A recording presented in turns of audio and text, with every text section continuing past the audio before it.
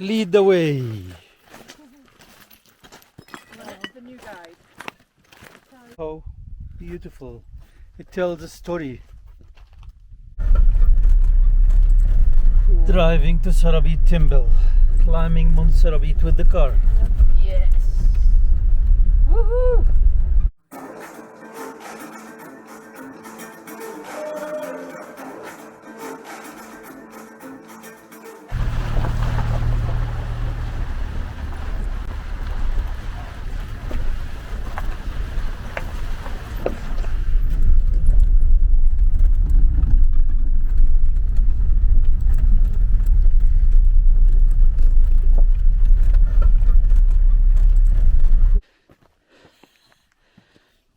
Climbing Sarbit another year.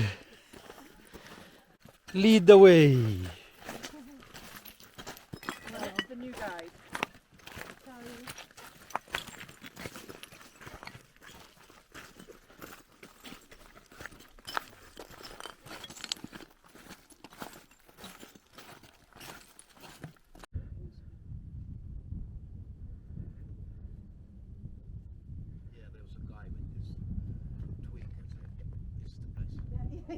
Okay, so what this picture showing?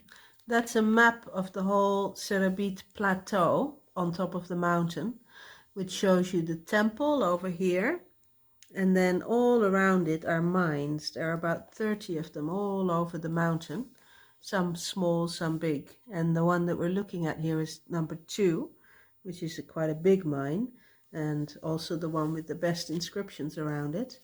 And if you look at a detailed map, that's the main inscription here. This is the mine.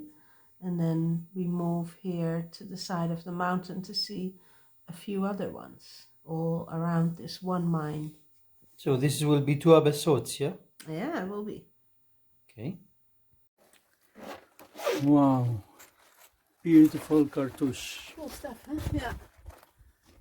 The one I recognize, the Ankh symbol of life. That one is the M, I think, or water, depending on how it's used.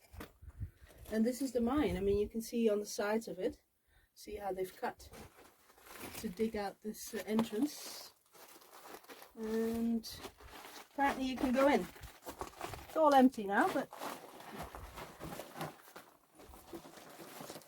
I don't see any turquoise.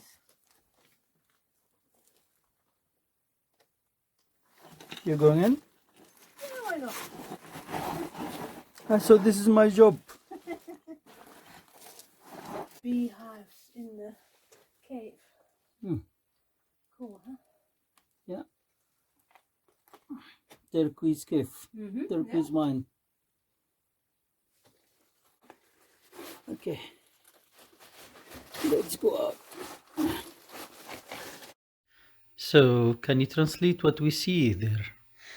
It's from Amenemhat III, the pharaoh, in the year 44, under the majesty of the king of Upper and Lower Egypt, Amenemhat. He's beloved by Hathor, mistress of the turquoise. O the living who are on the earth, who will come to this mining country, so that your king will endure for you, that your gods will honor you, and that you will return in peace. You will say 1,000 loaves of bread, beer, oxen, poultry, incense, oil, and all good things on which a god lives. For the Ka of the chamberlain of the treasury, and he's the one who made the inscription, I opened a mine for my master, and the team of workers returned complete in full, no loss having occurred within it. So, okay, let's stop here for a minute. You are translating what it says exactly. Yeah, that's right.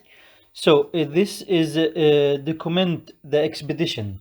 Yeah, it tells you all about the expedition, so who made it, and especially the offerings that they made in order to have a successful expedition. And he's saying they didn't lose anybody, they gave all these things like the poultry and the oil and all these expensive things. Oh, okay. And They didn't lose anybody in the expedition. That's cool. So let's continue reading then. O royal nobles, friends of the palace, do homage to the king, exalt his power, venerate the king. See what has come to him. The mountains guide to what they conceal. They bring to light the secret things that are in them. The mountains and the desert are loaded with their offerings. The chancellor of the god, the chamberlain of the treasuries, Sober-Geheb, I have acted in accordance with Hathor, mistress of the turquoise. He says, I have endowed it with an altar of earthenware, fine linen, and white linen mixed with cloth. I presented him with divine offerings consisting of bread, beer, bowls, geese, incense over the flame. I organized for her her festival. I supplied her altar, and she guided me with her good advice. I have surpassed any expedition to this place because of the greatness of what I have done. As true as I live, I have spoken the truth. Okay, so that's what exactly says. Yeah, I mean, this is the most complete text, I think, of any of the minds that we have here. It's And interesting. yeah, it gives so much detail about, I mean, they're talking about they had a festival for Hathor, they gave her all these offerings, so yeah.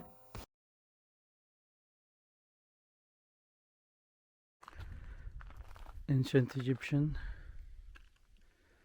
near the temples.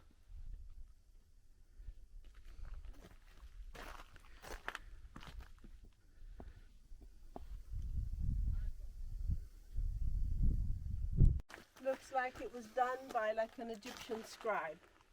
You know how they talk about the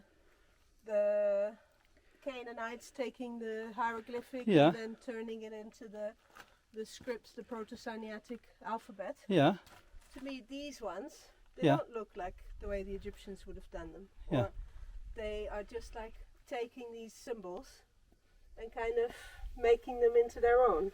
yeah, So maybe this is not official scribes, either Egyptian or Canaanite, yeah. just trying their hand basically Yeah, at and the hieroglyphic. Look at the one in the bottom, how they make it. What's that? Looks for me Gazelle or ibex or gazelle or yeah, I don't like know. galloping along. And Yeah. this is a cow, Hathor. This is Hathor, yeah. And Yeah. this is some kind of House hieroglyphic. or- It's yeah. like a temple or it's a symbol for something. And here is the duck. Yeah, I love the duck the way they make it. And then another cow, another Hathor. But this is done by specialist like Yeah, writer. this is done by a proper scribe. He would have like really prepared the area first. I mean, that's how they always do it. They don't Yeah. just like scribble on the rock. They make the whole thing smooth and then they draw lines. It's like a properly done. And this one, what does it say? Can you read the translation or can you translate it? Yeah, it says, Year 45, under the majesty of the perfect God Master of the two lands, Nimatre, which is Amenemhat III, endowed with life eternally loved by Hathor, the true known to the king in the place of his heart, the one who controls the multitude in the earth of foreigners, he who is precise when he makes a report to his master, who, Asia for him who is in the palace, who places the countries of the Mentube under his 2 feet, who travels the 8 secret valleys, who gains the limits of what was not known, the great chamberlain of the treasury, Ptahor, justified that did it. Sid? Yeah, that's how they've translated it, but they also say, like the writers say, it's not entirely clear if that translation is correct, and certain things they don't really know. I mean, it's hieroglyphic is not an easy language. Yeah, I agree with you.